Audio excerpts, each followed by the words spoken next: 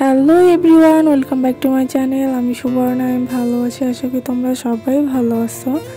তো এখন বাজে মেবি রাত 11টা, সাড়ে 11টা বা 12টা, একটু পরে তোমরা টাইমটা দেখতে পারবে।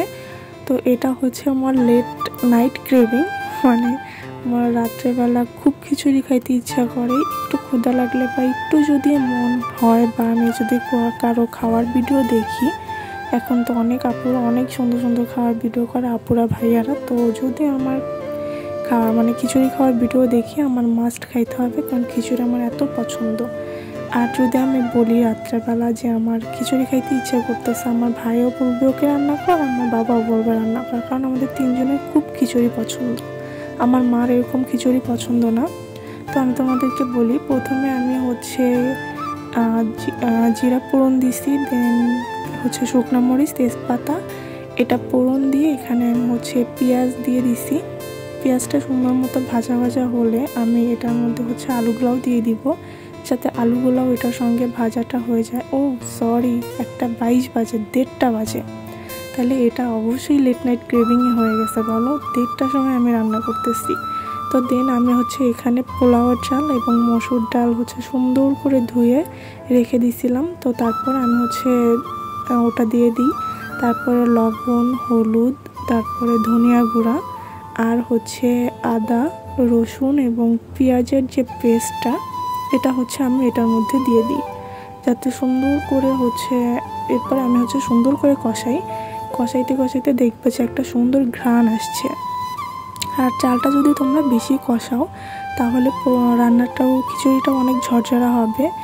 দেন হচ্ছে আমি পানি দিয়ে দিই। পানি দিয়ে হচ্ছে বলক যখন উঠে, তার একটু পরে দেখবা পানিটা হচ্ছে টেনে আসতেছে, তখন আমি হচ্ছে এটা ঢেকে দিই। তো যদি আমার ভিডিওটা ভালো লেগে থাকে, তাহলে অবশ্যই আমার চ্যানেলটা সাবস্ক্রাইব করে দিবে এবং বেল নোটিফিকেশন অন করে আমার পাশে থাকবে। নিত্যদিনের ব্লগ, রেসিপি বা অন্যান্য ব্লগ পেতে অবশ্যই আমার চ্যানেলটা সাবস্ক্রাইব করে রাখবে। আর হচ্ছে আমি এখানে দেখো যে আমার খিচুড়িটা কি সুন্দর ঝরঝরা হয়েছে। আমার পরিবারের সবাই আমার হাতের আমিষ খিচুড়ি এবং নিরামিষ খিচুড়ি অনেক পছন্দ করে। যদি আমি কখনো নিরামিষ খিচুড়ি বানাই, তাহলে অবশ্যই আমি তোমাদের সঙ্গে শেয়ার করব। আর এখানে হচ্ছে আমি একটা ভর্তা বানাচ্ছিলাম। খিচুড়ি খাবো আর ভর্তা খাবো না, এটা তো হয় না।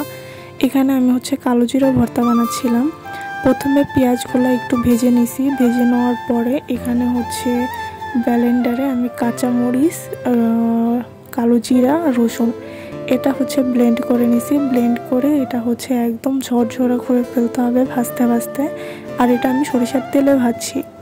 এটা খেতে আমার অনেক মজা লাগে, যেহেতু কিছু কালো জিরা আস্ত থাকে, দাঁতের নিচে পড়লে অনেক অনেক ভালো লাগে। এখানে আমি আমার জন্য, আমার ভাইয়ের জন্য এবং আমার বাবার জন্য হচ্ছে বেড়ে নিচ্ছিলাম, কারণ আমাদের খিচুড়ি অনেক পছন্দ। পরে মনে হয় একটুখানি খিচুড়ি ছিল, আমার মা বলছিল বেশি করে চাল নিয়ে রান্না করলে সকালের জন্য থাকবে, তখন সকালে তোরা খেতে পারবি। কিন্তু সকালের জন্য আর কি রাখবো বলো, খিচুড়ি এত পছন্দ আমাদের, রাত্রেই শেষ হয়ে গেছে। তোমরা তো দেখছো যে কতগুলো খিচুড়ি হয়েছে। আর দেখো খিচুড়ি কত সুন্দর ঝরঝরা হয়েছে। এই ভর্তা দিয়ে খেতে তো আরও বেশি ভালো লাগে।